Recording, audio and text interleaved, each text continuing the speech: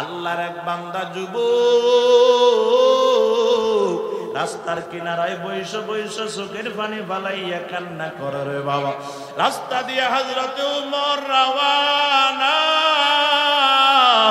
ওমর দেখে কই যুবক রে এমন ভাবে কান্না কেন করো? তোমার আব্বা মারা গেছে? কয় না না। তো কান্না কেন করো?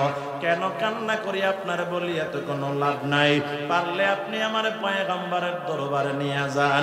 ওমর কয় তোরে আমি পয়গম্বরের দরবারে নিয়ে যাই। আল্লাহর নবীর দরবারে নিয়ে গেল। আল্লাহর নবীর দরবারে যুবকটা গিয়া আর জোরে হাউমাউ করে কান্না করে। নবী আমার ডাক দিয়া কয় যুবক কেন কান্না করো? বাবা মরছে? কয় না। মা মরছে? কয় না। আত্মীয় স্বজন কেউ মারা গেছে? কয় না না। বড় ব্যবসার ভিতরে লস খাইছো? বলে না না। তো কান্না কেন করো একটু আমারে খুলিয়া বলো। যুবক ডাক দিয়া কয় পয়গম্বর এমন একটা গুনাহ করে ফেলাইছি যে গুনার কারণে আল্লাহ মনে হয় গজব দিয়া ধ্বংস করে দিবে, ভয়ে কান্না করি, অন্য কোনো কারণ নয়। আল্লাহর নবী ডাক দিয়া কয় যুবক বল কি গুনাহ করছিস বল। কয় বলতে পারবো না, এমন গুনাহ করে ফেলেছি যেটা বলার মতো আপনার সামনে আমার সাহস নাই। আল্লাহর নবী ডাক দিয়া কয় যুবক রে তোর গুনাহ কি আল্লাহর আরশের চাইতে বড় হয়ে গেছে নি? যুবক কয় হ। তোর গুনাহ কি আল্লাহর কুরসির চাইতেও বড় নি? কয় হ। তোর গুনাহ কি আল্লাহর রহমতের চাইতেও বড় নি? কয় হ। নবী আমার ডাক দিয়া কয় যুবক না না না, বান্দার গুনাহ কোনদিন আল্লাহর রহমতের চাইতে বড় হইতে পারে না। বল তুই কি গুনাহ করছো? আমি আল্লাহর দরবারে তোর জন্য দোয়া করব। যুবক বলে ও পয়গম্বর বলতে তো মন চায় না, আপনি বারবার বলার কারণে আমি আমার কথাটা বলতে আছি। এরে বাজানের দিকে তাকান, চোখ দুইটা বন্ধ করিয়া মাথাটাকে নিচের দিকে দিয়ে আবার বলা শুরু করে দিলেন ও পয়গম্বর আমি একজন চোর। আমার দিকে তাকান গো নবীজি, আমি একজন চোর, আমি চুরি করতাম। তবে আমি সেই জিনিস চুরি করতাম না দিনের বেলায় মানুষকে দাফন করলে রাত্রি বেলায় কবরটা খনন করিয়া কাফনের কাপড়টা চুরি করে আমি নিয়ে যাইতাম, বিক্রি করতাম, অনেক টাকায় বিক্রি হইতো। ও পয়গম্বর গতকালকে একজন সুন্দরী যুবতী ইন্তেকাল করেছে, দিনের বেলায় তার দাফন কাপড়ে আমি শরীক হলাম, রাত্রি বেলায় এবার কাপড়ের কাপড়টা চুরি করার জন্য রওনা হয়ে গেলাম। অন্ধকার অন্ধকার, আমাকে কেউ দেখবে না, আমি গিয়া কবরটা এবার ছোট্ট করে ছিদ্র করা শুরু করে দিলাম। ও পয়গম্বর ছিদ্র করে কাফনটা উঠাইয়া রওনা হয়ে গেলাম, আমার এটা নিয়ে দৌড়াইতে শুরু করে দিলাম। এমন সময় শয়তান আমার ওয়াসওয়াসা দেয় যুবক এমন রাত অন্ধকার রাত, এখানে তো কেউ নাই তোরে দেখার জন্য। আরে যুবতীটা আজকেই মাত্র মারা গেল, লাশটা এখনো তাজা, এত সুন্দরী যুবতী পাইবি কোথায়? পারলে তো মনের চাহিদা মেটাইতে পারো। ও পয়গম্বর শয়তানের ওয়াসওয়াসায় আমি আর দেরি করলাম না, আবার কবরের দিকে রওনা হয়ে গেলাম। কবরটারে বড় করে খনন করি একটা লাভ দিয়ে কবরে নাইমা গেছি। কবরের ভিতরে নামিয়া যুবতীর সঙ্গে আমি আমার মনের চাহিদাটা মিটিয়ে ফেললাম। ও পয়গম্বর যখন হুঁশ ফিরে আসলো, এবার আমার ভিতরে একটা ভয় ঢুকে গেল, দিলাম একটা দৌড়। আমি যখন সামন দিকে দৌড়াইতেছি, পিছন দিক থেকে কে যেন আমার ডাকতে যুবক দাঁড়াও দাঁড়াও। এর যুবক আল্লাহর ভয় কি তোর দিলের ভিতরে নাই রে যুবক? আমার মা বাবা কত সুন্দর করে আমার গোসল দেওয়াইয়া পবিত্র বানাইয়া আমার এই কবরে শোয়া গেছে, তুই বুঝি আজকে আমার নাপাক বানাইয়া দিছস। এরে যুবক আল্লাহর দরবারে কি জবাব দিবি? তোর দিলে কি আল্লাহর ভয় নাই? ও পয়গম্বর তখন থেকে এমন একটা ভয় আমার দিলে দিলের ভিতরে কাজ করতেছে, তখন আমার কাছে আর কিছু ভালো লাগে না। মনে হয় আল্লাহ গজব দিয়ে আমারে ধ্বংস করে দিবে, আর এক সেকেন্ড আমারে রাখবে না। আল্লাহর পয়গম্বর বার ডাক দেয়া কয়, যুবক কি গুনাহ করছিস? মানুষ কি এমন কাজ করতে পারে? কিরে যুবক, এরে যুবক তুই এখন চলে যা, আমি আল্লাহর দরবারে দোয়া করে কোন ফয়সালা আসলে আমি তোরে জানায়া দেব। ওরে নোয়াখালীর মুসলমান, ও যুবক ভাইরা, এই যুবক কান্না করতে করতে আর নিজের বাড়ির দিকে যায় নাই। জুলফিকার আহমদ নকশবন্দি লেখেন, কান্না করতে করতে বাজান পাহাড়ের দিকে রওনা হয়ে গেল। ওই পাহাড়ের চূড়ায় উঠিয়া সকাল নাই, দুপুর নাই, সন্ধ্যা নাই রে বাজান, শুধু কান্নার কান্না, কান্নার কান্না, কান্নার কান্না। বলে, মালিক রে, গুনাহ করছি আমি, ক্ষমা করবা তুমি। ও মালিক, তুমি যদি ক্ষমা না করো, যাওয়ার কোথাও জায়গা নাই। আয় আল্লাহ, সব দরওয়াজা ফালাইয়া তোমার দরবারে হাজির হয়ে গেলাম রে আল্লাহ, আমারে তুমি ক্ষমা করে দাও। এরে বাজান কিতাবে লেখে একদিন, দুদিন, 3 দিন নয়, টানা 40 দিন পর্যন্ত কান্না করে। 40 দিনের মাথায় আমার আল্লাহ জিবরাইলকে পাঠায় দে, জিবরাইল আমার বন্ধুর কাছে খবরটা নিয়ে যাও, যেই যুবক কান্না করতেছে ওই নারীর সাথে খারাপ কাজ করার কারণে আমি আল্লাহ তার চোখের পানির কাছে ফেল হয়ে গেছি। তার কান্নায় আমি আল্লাহর রহমতের সাগরে জোশ মারা শুরু করছি। আমার বন্ধুরে খবরটা জানায়া দে, ওই যুবকের চোখের পানির বদৌলতে আমি আল্লাহ তার জীবনের সব গুনাহগুলা মাফ করে দিলাম। قل يا عبادي الذين أسرفوا على أنفسهم لا تقنطوا من رحمة الله إن الله يغفر الذنوب جميعا إنه هو الغفور الرحيم।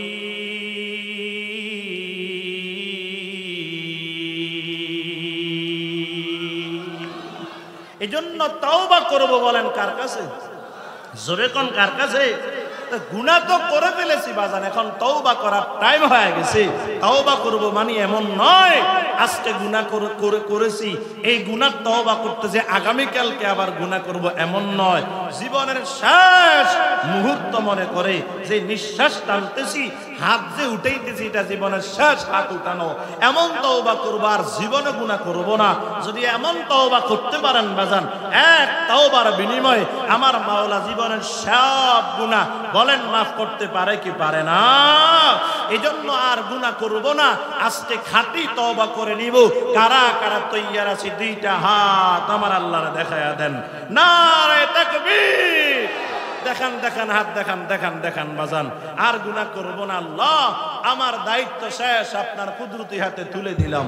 ও আল্লাহ, আমার যুবক ভাইরা, আমার বাবারা তওবা করবে, আল্লাহ নিয়ত করতেছে গুনাহ আর করবে না।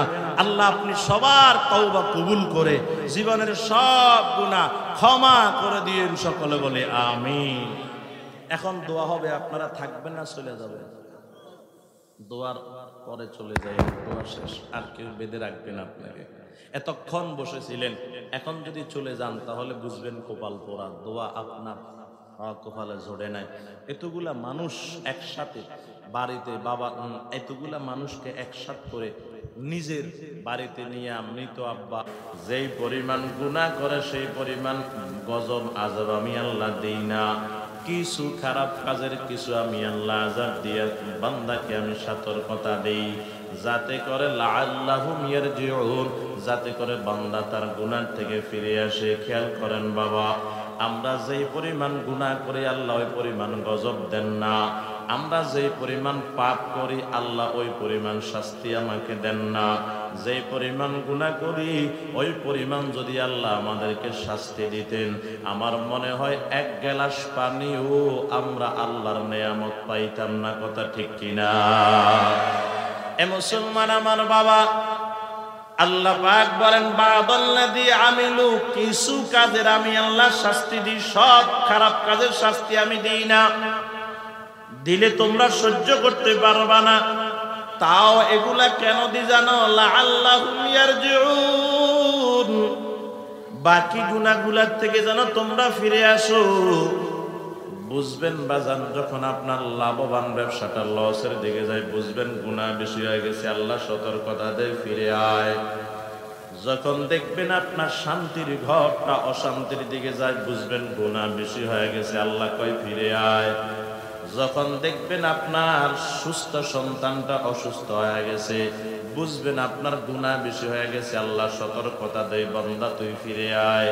বান্দা যদি এই সতর্কতা পাইয়া বান্দা গুনাহগুলার থেকে যদি ফিরে আসে, আল্লাহ পাক বলেন ওয়ায়াফু আন কাসীর, আমি আল্লাহ অধিকাংশ গুনাহগুলা তোর গোপনে গোপনে মাফ করে দে। বিশ্বাস হয় না মনে হয়? এরে মুসলমান আমার বাবা, বলেন না আল্লাহ বান্দাকে বলা মুসিবত দেওয়ার কারণ কয়টা? আর জোরে বলেন কয়টা? এক নাম্বার কারণ, কয় না এক নাম্বার কারণ, আল্লাহর বান্দা হাসান বসরি রহমতুল্লাহি আলাইহি আল্লাহর দেয়াল খেয়ালে মগ্ন। এরে বাজান বসে রয়েছে, আল্লাহ আল্লাহ করতে আছে। এমন সময় এলাকার কিছু মানুষ গিয়া কয়, ও হাসান বসরি কথা বলেন আমাদের সাথে। কয় কি কথা বলবো? একটু দোয়া করেন, দোয়ার জন্য আসলাম। কয় কিসের দোয়া? দেখেন না আসমান থেকে আল্লাহ বৃষ্টি বন্ধ করে দিয়েছে, যার কারণে অনাবৃষ্টির কারণে ফসল নষ্ট হয়ে যায়। আমরা তো বিশ্বাস করি আপনি আল্লাহর ওলি, আপনি দোয়া করলে আল্লাহ ফিরাইয়া দিবেন না। আপনি একটু দোয়া করেন যেন আল্লাহ দ্রুত বৃষ্টি দিয়া দেয়। এদিকে তাকান বাবা, আল্লাহর বান্দা হাসান বসরি রহমতুল্লাহি আলাইহি দোয়া চানেওয়ালাদের মাথার তালু থেকে পায়ের তালু পর্যন্ত কয়েকবার নজর দিলেন। খেয়াল করেন বাবা, নজর দিলেন, দিয়া কয় ফাকুলতু আস্তাগফিরু রাব্বাকুম ইন্নাহু কানা গফফারা ইউরসিলিস সামাআ আলাইকুম মিদরারা। আল্লাহর বান্দা ডাক দিয়া কয়, ও আল্লাহর গোলামেরা, আসছো দোয়ার জন্য, আমি তোমাদের মাথার তালু থেকে পায়ের তালু পর্যন্ত কয়েকবার নজর দিলাম। আর এই নজরের দ্বারা আমি দেখতেছি তোমরা গুনাহ করতে করতে তোমাদের পুরা দেহটা অন্ধকার করে ফেলেছো। তো ফাকুলতু আস্তাগফিরু রাব্বাকুম, তোমরা তোমাদের রবের কাছে ইস্তেগফার করতে থাকো। ইন্নাহু কানা গফফারা, নিশ্চয় তিনি ক্ষমা করনেওয়ালা। যদি ইস্তেগফারের মাধ্যমে কৃত কর্ম গুনাহগুলার ইস্তেগফারের মাধ্যমে ক্ষমা করাইতে পারো, ইউরসিলিস সামাআ আলাইকুম মিদরারা, আমি হাসান বসরি তোমাদেরকে বলতেছি অতি সত্বর আমার মাওলা দ্রুত তোমাদেরকে রহমতের বৃষ্টি দান করে দিবেন। জোরে কোন সুবহানাল্লাহ। এরে মুসলমান আমার বাবা, আল্লাহর ওলিরা তাকাইলে বাতিনি চোখ দিয়া বাতিনি কথা বা বাতিনি কাজগুলা দেখতে পারেন। বিশ্বাস হইল না? হাও কনা নাও কনা, কোন জগতে আসলাম আমরা? আল্লাহর ওলিদেরকে আল্লাহ এমন চক্ষু দান করেন, তাকাইলে বুঝতে পারে ভিতরে কি আছে। কথা কয় না, ঠিক নেই? ইমামে আজম আবু হানিফা রহমতুল্লাহি আলাইহি ওযু করতে আসেন, খেয়াল করেন বাজান, ওযু করে তাকায় দেখি তার পাশে আরেকজন বান্দা ওযু করে। ইমামে আজম আবু হানিফা রহমতুল্লাহি আলাইহি কয়, এই ভাই, আপনি যে গুনাহ করেছেন, গীবত করেছেন, গীবত ছাড়িয়ে দেন, আর গুনাহ করিয়েন না। এদিকে তাকান বাজান, লোকটা কয়, ইমাম আবু হানিফা আপনি কি দেখছেন আমি গীবত করতে? কেমনে বলে দিলেন? আপনি বললেই কি হইল নি? এরে বাজান, তুমি কোথায় গুনাহ করেছো দেখি নাই, কোথায় গীবত করেছো দেখি নাই, কখন করেছো তাও দেখি নাই, কার গীবত করেছো তাও দেখি নাই, তবে তুমি যে গীবত করেছো এই ব্যাপারে আমি নিশ্চিত, 100% নিশ্চিত। কেমনে বলে দিলেন? তুমি যখন ওযু করতেছো আমি আমার তেলের চক্ষু দিয়া যখন তোমার ওযুর পানের দিকে তাকাইলাম, আমি তাকায়া দেখি তোমার ওযুর পানির সাথে তোমার গীবতের গুনাহগুলা জোরে জোরে যাইতেছে। লাকাদ জানাল বিলাদা ওয়া মান আলাইহা ইমামুল মুসলিমিন আবু হানিফা বুধ ইমামে বাসফা আসরাজে উম্মতানে মুস্তফা মা ফিল মাশরিকিন লাহু নাযীরুন ওয়ালা বিল মাগরিবিন ওয়ালা বিকুফা। শক্তি আর জবান থাকলে জবান খুলে বলেন আল্লাহু আকবার। মুসলমান আমার বাবা, তাহলে বুঝতে পারলাম আমরা আল্লাহ বান্দাকে বলা মুসিবত দেন কয় কারণে। ভুলে গেলে চলবে না, কয় কারণ? 1 নাম্বার কারণ, জোরে জোরে কোন কি? এরে বাজান খেয়াল করেন, মুখস্থ রাখবেন, গুনাহ বেশি, গজব বেশি। কয় না না মনে বিশেষ করতেছেন না? গুনাহ বেশি, গজব বেশি। জোরে কন। গুনাহ কম, গজব কম। গুনাহ বেশি, রহমত কম। গুনাহ কম, রহমত বেশি। কথা ঠিক কিনা? কথা কম না, ঠিক নেই? এ মুসলমান আমার বাবা, বর্তমানে গজব কম না বেশি? কথা কইতো না। কম না বেশি? গুনাহ কম না বেশি? বলেন, গুনাহ কম না বেশি? গজব কম না বেশি? গুনাহ কম না বেশি? গজব রহমত বেশি না কম? জোরে কম না বেশি না কম? বলে গুনাহ। এদিকে তাকান বাজান, stroke, pressure, diabetes, cancer, brain tumour, এর রোগগুলা তো আজ থেকে 50 বছর আগে অনেকে শুনেও নাই। কথা কয় না দে, শুনছেনি এগুলা? আমাদের মুরব্বীরা আছে, আজ থেকে 40-50 বছর আগের বড় রোগ ছিল কলেরা। মুরব্বীরা কন্যা কার? কলেরা ছিল না? একদিনে এক বাড়িতে 2-4-5 জন মারা গেছে। মুরব্বীরা ঠিক নিও। ওই সময় ক্যান্সারের বেল ছিল না, ডায়াবেটিক্সের বেল নাই। কলেরাই তো সব সয়া ফেলতেছে, ডায়াবেটিক্সে করবে কি, আবার ক্যান্সারে করবে। এরে মুসলমান আমার বাবা, ওই সময় গুনাহ ছিল কম। বর্তমানে ডাক্তারের কাছে যাইতে আইতেও তো সময় শেষ। ডাক্তারের কাছে গেছে এক রোগের জন্য, ওরে বাজান পরীক্ষা করে দেখে আরো 10 রোগ বাসা বাইদা রয়েছে। কথা কয় না কেন? রে বাজান কেন? আগেকার থেকে এখনকার যুগে গুনাহ বলেন না কম না বেশি? এ মুসলমান আমার বাবা, নোয়াখালীর মানুষ সহজে বুঝবেন। আগেকার যুগে আমাদের দাদি নানিদের বিয়ে হইতো রাত্রিবেলা। এদিকে হইতো না মনে হয়, মুরব্বীরা কন্যা না, মিথ্যা বলতেছি আমি। বিয়ে হইতো রাত্রিবেলা, শ্বশুর বাড়িতে বেড়াইতে যাইতো রাত্রিবেলা, হারিকেন নিয়ে আর ছাতি নিয়ে। হে মুসলমান আমার বাবা, যদিও মাসআলা ঠিক নাই, খেয়াল করেন, যদিও মাসআলা এটা সঠিক নয়, তারপরে আমাদের মুরব্বীরা বলতো, মহিলারা ওযু করিয়া একটু জোরে কথা বললে বলতো, এরে তোর ওযু ভাঙিয়া গেছে, বেড়াই শুনছে। কইতো নিও বাবা, যদিও মাসালাতে এগুলা নাই, তারপরে তারা এত ভয় করতো বাজান। ওই বাড়ির সামনে কোনো কাজ করতে আছে, পরপুরুষ একজন দেখছে, তাড়াতাড়ি করে ঘোমটা দিয়া বাড়ির দিকে দিছে দৌড়। কথা কন না ঠিক কিনা? আর বর্তমান জমানায় বাজান, বাড়ির সামনে যদি একটা লেস পিটাওয়ালা আছে, কসমেটিকওয়ালা, ফেরিওয়ালা, কাপড়ওয়ালা, আর একটা আওয়াজ যদি দিতে পারে বাঁশি দিয়া, পরে নতুন পানি জান্ত দিয়ে সামন দিকে আগায়। বর্তমানের মাইয়ারাও লেস পিটাওয়ালার দিকে মাসে চাইছে বেশি আগায়।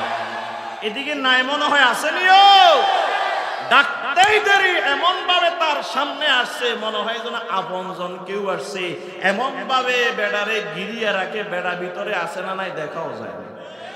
কথা কন না, আসে না নাই? গুনাহ কম না বেশি?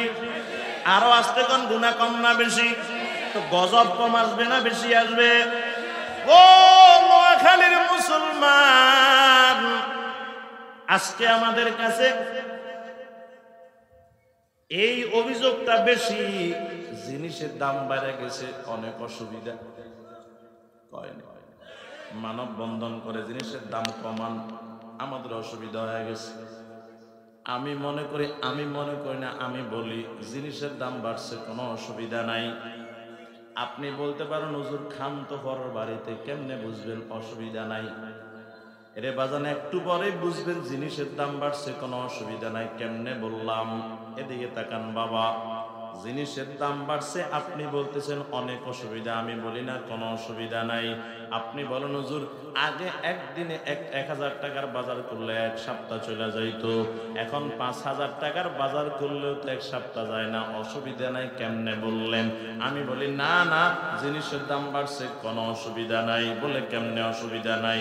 এদিকে তাকান বাবা, আজ থেকে 50 বছর আগে মানুষের বাড়িতে মাটির ঘর ছিল নি? কথা কয় না? মাটির ঘর থেকে মানুষ কি সনের দিকে আসছে কি আসে নাই? সনের ঘর থেকে আবার মাটির দিকে গেছে নাকি টিনের দিকে? টিনের ঘর থেকে আবার মানুষ সনের ঘরের দিকে গেছে নাকি বিল্ডিং এর দিকে? বিল্ডিং এর দিকে। বাজান রডের দাম যখন ছিল 60,000 তখনও বিল্ডিং দিছে, এখন যে রডের দাম 1 লক্ষ টাকা প্লাস, এখন কি মানুষ বিল্ডিং বাদ দিয়ে টিনের ঘর দিয়ে না বিল্ডিং বাড়ে? কথা কয় না, বাড়ে না কমে? তো জিনিসের দাম বাড়ছে, অসুবিধা কি? আমি তো অসুবিধা দেখি না বাজান। জিনিসের দাম বাড়ছে, বিল্ডিংও বাড়তে আছে। আগে পুরা এলাকায় একটা মোবাইল ছিল না, এখন তো 15 বছর বয়সের উপরে প্রত্যেকটা ছেলের পকেটে মোবাইল। তো বাজান মোবাইলটা তো 150-200 টাকার না, মোবাইলটার দাম কমপক্ষে 5000, 6000, 10,000, 20,000, 25,000। আর যদি আব্বা বিদেশ সাথে থাকে তো 1,10,000 টাকার আইফোন পকেটে ঢুকে গেছে। জিনিসের দাম বাড়ছে, অসুবিধা কি? আমি অসুবিধা দেখি না বাজান। এরে বাজান খেয়াল করেন, অসুবিধা নাই, জিনিসের দাম বাড়ছে, অসুবিধা নাই। আপনারা বলছেন, আমি কথা ঠিক মতো আপনাদেরকে বুঝাইতেছি, খেয়াল করেন বাবা। জিনিসের দাম বাড়ছে, অসুবিধা নাই, অন্যদিকে আপনারা জিনিস কিনেন কুলাইতে পারেন না, সেটাও সত্য। তো তাহলে কোন দিকে আপনারা সমাধান নেবেন? আমি বলবো সমাধান যেটা আমি দিব, খেয়াল করেন বাবা। জিনিসের দাম বাড়ছে, অসুবিধা নাই, আর একদিকে জিনিস কিনিয়া কুলাইতে পারেন। মাঝখানের সমস্যা যেটা, সেটা হলো সব ঠিক আছে, মাঝখানে আল্লাহর দেওয়া বরকত নাই। কথা বিশ্বাস করতেছেন নি? আল্লাহ ভালো জানে, বরকত এখন আসেনি আগের মতো। এরে মুসলমান আমার বাবা, লাল শাক এগুলারে কি কোন দিকে? হ্যাঁ, আমি কইছি এই জন্য না, আপনারও আসলেই কর। লাল শাক না দুলার শাক? দুইটাই কই। লাল শাক বা দুলার শাক, আপনি এক সময় লাল শাক পাকাইলে ওরে ভাই ভাতের ভিতরে দিলে কি লাল শাকের মনে হয় রং দিয়া কালার করছে এমন লাগবে। এখন কি দুলার শাক খায় নাকি মূলার শাক খায় জানেন? কালার নাই তো।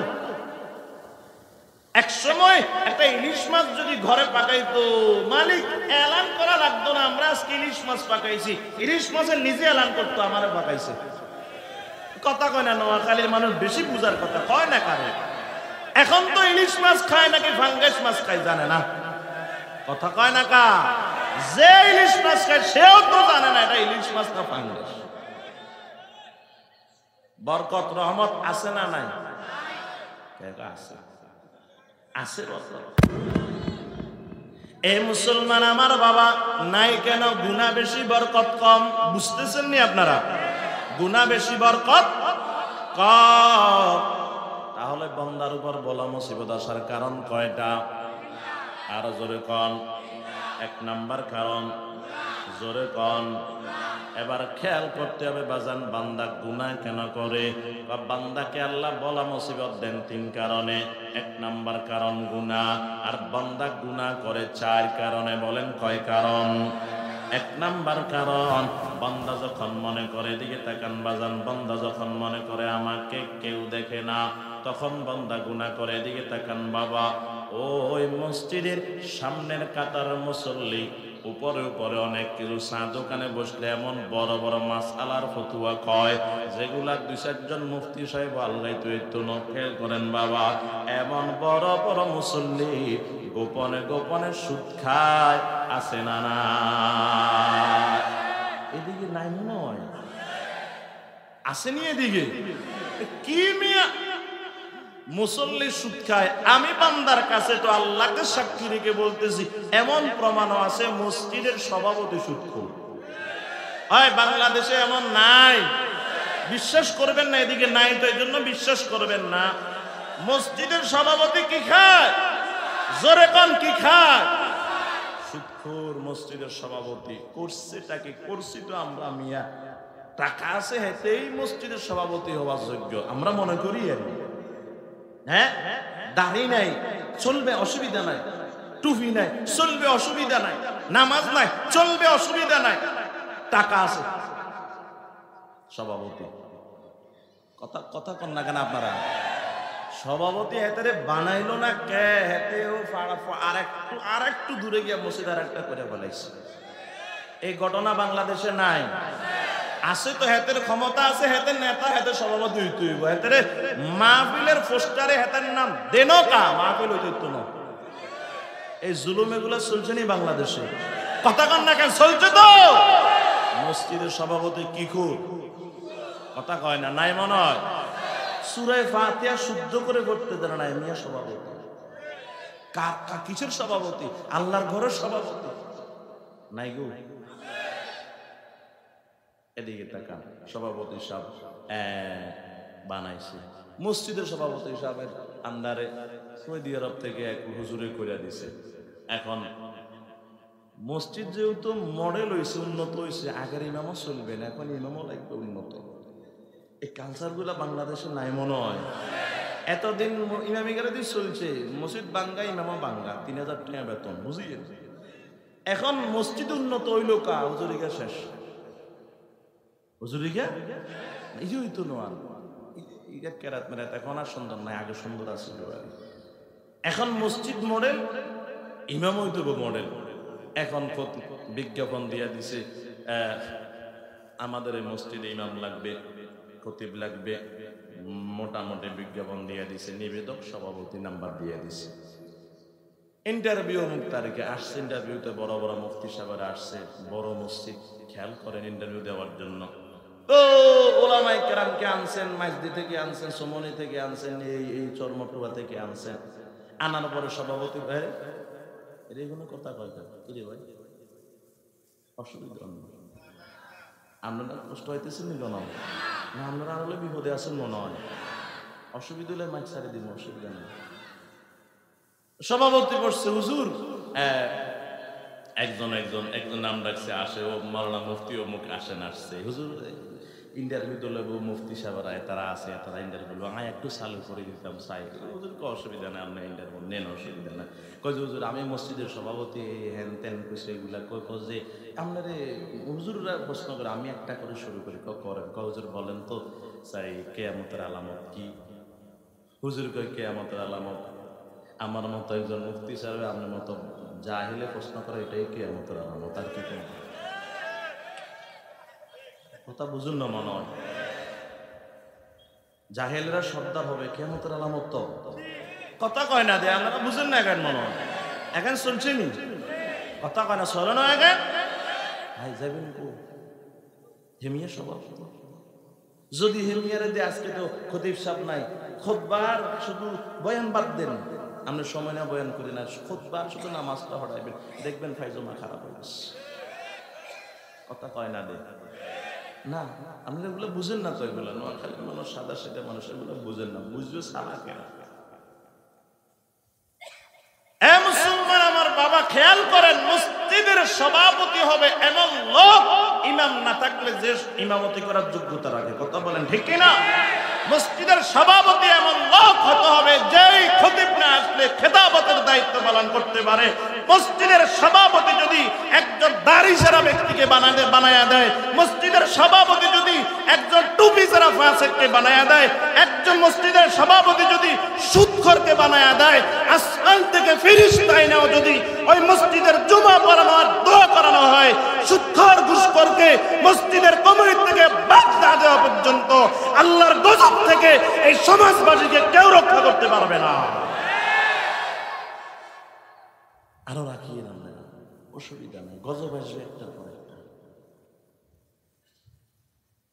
এ মুসলমান আমার বাবা, তাহলে বান্দা যখন মনে করে আমাকে কেউ দেখে না, তখন বান্দা গুনাহ করে। বুঝিয়েন বাজান,